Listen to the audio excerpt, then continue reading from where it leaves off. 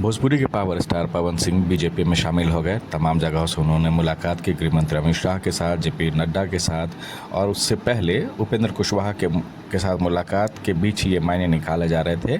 दिल्ली में जब उनके आवास पर मुलाकात हुई थी, उपेंद्र कुशवाहा के आवास पर पवन सिंह की, तो ये माने जा रहे थे कि नहीं, अब बहुत जल्द ऐलान हो जाएगा इस चीज़ का कि वो बीजेपी में शामिल होने जा रहे हैं।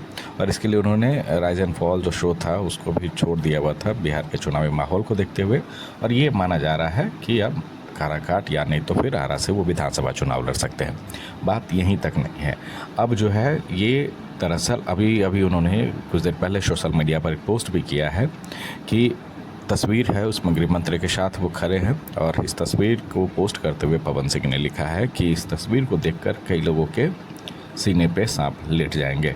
अब ये सीधा सीधा कटाक्ष है, माना जा रहा है ये कटाक्ष पवन सिंह का, जो मनोज तिवारी है बीजेपी के सांसद हैं, उनके खिलाफ। क्योंकि पिछले लोकसभा चुनाव के दौरान ये देखा गया था कि जब वो काराकाट से चुनाव लड़ने जा रहे थे और उन्होंने बीजेपी जब उन्होंने टिकट दिया था तो कई भोजपुरी एक्टर और एक्ट्रेसेस ने इस चीज़ की आशंका जताई हुई थी कि उनको जो है चुनाव लड़ाने का फैसला या फिर जो भी मतभेद हुआ था फिर बीजेपी के साथ, उसमें सबसे बड़ा रोल निभाया था किसी ने, तो मनोज तिवारी ने निभाया था।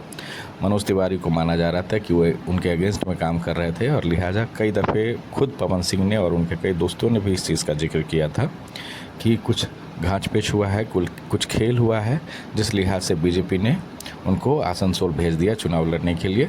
और लास्टली उन्होंने ये अपना टिकट जो है बीजेपी को लौटा दिया हुआ था। लेकिन इस बार जो है वो सीधे आए हैं, बैक डोर से नहीं फ्रंट डोर से आए। उपेंद्र कुशवाहा से मुलाकात की, उस उपेंद्र कुशवाहा के साथ जिनके खिलाफ लोकसभा चुनाव में लड़े थे। उपेंद्र कुशवाहा भी हार गए थे, ये भी हार गए थे। और अब जो है सीधे अब ये माना जा रहा था, पवन सिंह खुद पहले भी कहते थे कि वो विधानसभा चुनाव लड़ने जा रहे हैं, लेकिन पार्टी का वो जिक्र नहीं कर रहे थे। कई लोग ये मान रहे थे कि प्रशांत किशोर की टीम में वो जा सकते हैं, लेकिन इस चीज़ को उन्होंने छोड़ा नहीं। और जो 100% चांसेस थे कि वो बीजेपी से ही जाएंगे और लिहाजा उन्होंने बीजेपी को ही ज्वाइन किया। तो अब ये समझ लीजिए कि वहाँ के जो हैं प्रवीण तावड़े हैं बिहार बीजेपी के प्रभारी, उन्होंने भी कह दिया कि कार्यकर्ता के तौर पर जुड़ गए और पार्टी को भी बीजेपी को भी बिहार चुनाव में पवन सिंह के जुड़ने का फ़ायदा मिलेगा, ज़रूर मिलेगा। लेकिन पहले अब जो है पवन सिंह के चुनावी मैदान में उतरने से पहले अब एक सियासी लड़ाई जो है और अपनों के बीच ही होगी, और ये अपने होंगे मनोज तिवारी और पवन सिंह के बीच ही युद्ध होगी। और ये कैसे पावर जो है बढ़ता है, मनोज तिवारी का बढ़ता है या फिर पवन सिंह का स्टारडम बढ़ता है बीजेपी में, ये देखने वाली बात होगी। और भोजपुरी के लिहाज से ये बहुत बड़ी इम्पैक्ट है पवन सिंह का बीजेपी में शामिल